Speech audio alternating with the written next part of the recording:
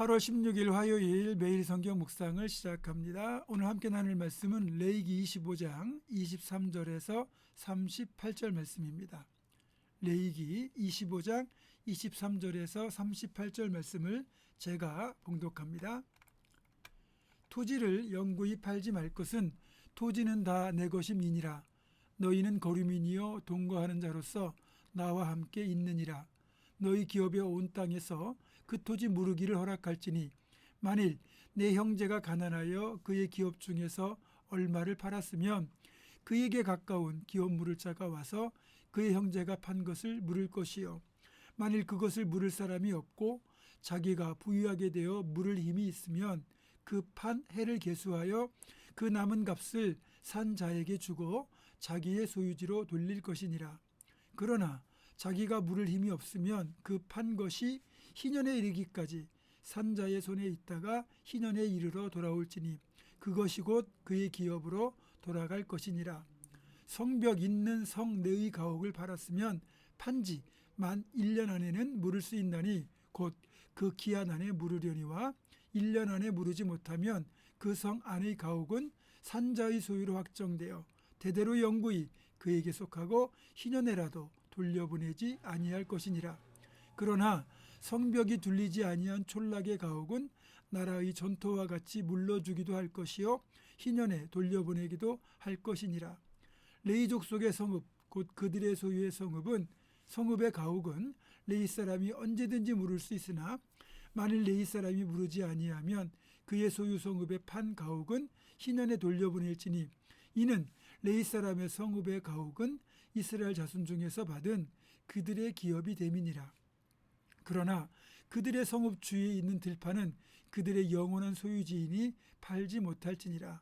네 형제가 가난하게 되어 빈손으로 내 곁에 있거든 너는 그를 도와 거류민이나 동거인처럼 너와 함께 생활하게 하되 너는 그에게 이자를 받지 말고 내 하나님을 경외하여 내 형제로 너와 함께 생활하게 할 것인즉 너는 그에게 이자를 위하여 돈을 구워주지 말고 이익을 위하여 내 양식을 구워주지 말라. 나는 너희 하나님이 되며 또 가나안 땅을 너희에게 주려고 애굽 땅에서 너희를 인도하여 낸 너희 하나님 여호와이니라. 아멘. 이스라엘 백성들은 이집트에서 노예로 살다가 출애굽해서 약속의 땅 가나안 땅에 들어가 그 땅을 차지하고 살게 된 사람들입니다. 하나님께서 가나안 땅을 이스라엘 백성들에게 선물로 주셨지만 단 한 가지 이스라엘 백성들이 그 땅에 무상으로 거주하되 그 땅의 주인은 하나님이시라는 사실만큼은 분명히 하셨습니다. 그렇기에 하나님께서는 이스라엘 백성들에게 토지를 영원히 팔지 말라고 엄히 명령하셨고 그 명령이 오늘 본문 23절에 실려 있습니다. 같이 읽겠습니다. 토지를 영구히 팔지 말 것은 토지는 다 내 것임이니라. 너희는 거류민이요 동거하는 자로서 나와 함께 있느니라. 아멘. 분명히 땅의 소유권이 하나님께 있다고 말씀하고 있죠. 그러니까 이스라엘 백성들이 가나안 땅을 돈을 주고 구입한 것이 아니고 하나님이 그 땅에 이스라엘 백성들이 살 수 있도록 허락하셨기 때문에 이를 확장하면 그 땅의 소유권은 하나님께 있는 겁니다. 그리고 사실 우리가 살고 있는 이 모든 땅도 역시 천지만물을 창조하신 분이 하나님이시기에 이 땅에 대한 모든 권리가 하나님께 속해 있다는 사실입니다. 그런데 사람들은 그 땅을 자기 것으로 착각하죠. 지금 우리가 살아가는 이 세상은 그래서 땅 전쟁 중입니다. 사람들은 저마다 땅을 더 차지하려고 애를 쓰고 심지어는 나라와 나라 간에도 땅을 더 차지하고 빼앗기 위해 혈안이 되어 있습니다. 게다가 우리나라의 경우 땅과 결합된 부동산을 많이 소유하는 것이 곧 영원한 부를 소유하는 것처럼 여겨지고 있고 또 부동산 불패 신화가 있다 보니 소위 영끌 그러니까 영혼까지 끌어올려 부동산에 투자하는 젊은이들까지 많아지고 있는 상황입니다. 그러나 여러분 우리의 궁극적인 거주지는 이 땅이 아닙니다. 저 영원한 천국입니다. 그러니까 천국에 좋은 집을 지어야지 이 땅에서 좋은 땅, 좋은 집 소유하는 것을 목적으로 삼는 건 지극히 현세적이고 기복적 신앙이라고 할 수 있습니다. 무엇보다 땅은 하나님의 것이다 라는 사실을 잊지 말아야 하겠습니다. 그리고 오늘 본문을 보면 너무 가난해서 땅을 팔게 되었을 때 이를 가장 가까운 친족 중에서, 그러니까 고엘이라고 하는 기업 물을 자가 되어서 땅을 되사서 돌려주도록 명령하고 있습니다. 25절입니다. 만일 네 형제가 가난하여 그의 기업 중에서 얼마를 팔았으면 그에게 가까운 기업 물을 자가 와서 그의 형제가 판 것을 물을 것이요. 여기 기업 물을 자를 고엘이라고 하는데, 이 고엘 제도의 역할에는 만약에 형제 중에 누가 아들이 없이 죽었을 경우 그 형제의 대를 이어주기 위하여 죽은 자의 아내를 형제가 취하여 대를 이어주는 혈통의 역할이 하나가 있고요.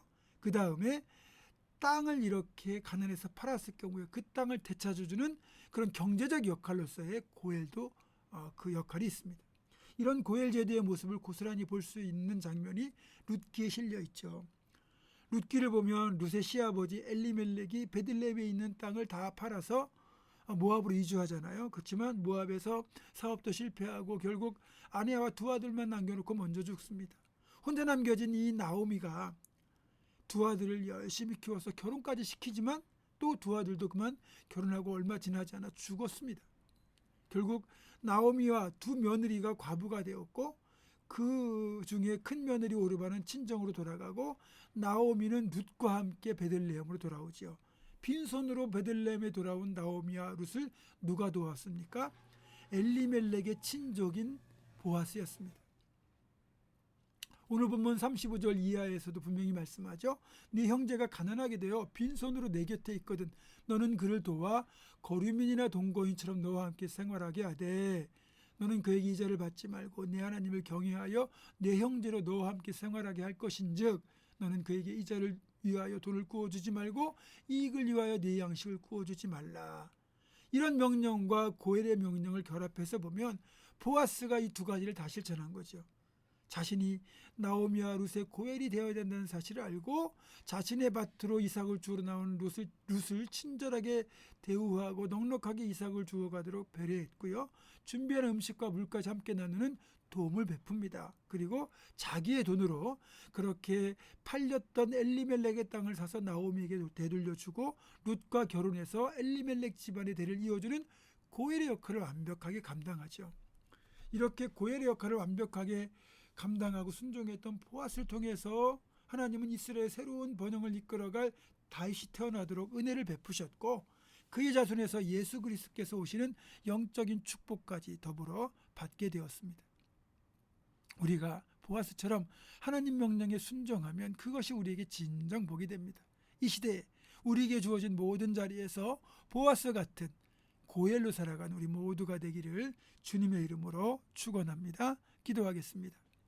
고마우신 아버지 하나님, 우리가 살아가는 이 세상에서 영원한 것이 없으며 이 땅도 우리의 것이 아니라 하나님의 것임을 우리가 삶으로 고백하게 하시고 또 주어진 모든 자리에서 나에게 맡겨진 고의 역할을 잘 감당하는 보아스 같은 믿음의 사람들로 끝까지 살아가게 하여 주시옵소서. 예수님의 이름으로 기도하옵고 이제는 우리 주 예수 그리스도의 은혜와 하나님의 사랑과 성령의 교통하심이 모든 것이 하나님의 것임을 인정하며 또 우리에게 주어진 자리에서 선하게 고엘의 역할을 감당하기로 결단하는 사랑하는 모든 성도들 이들의 삶과 가정과 생업과 앞날과 우리 교회 위에 지금부터 영원토록 함께 하시옵기를 간절히 축원하옵나이다. 아멘.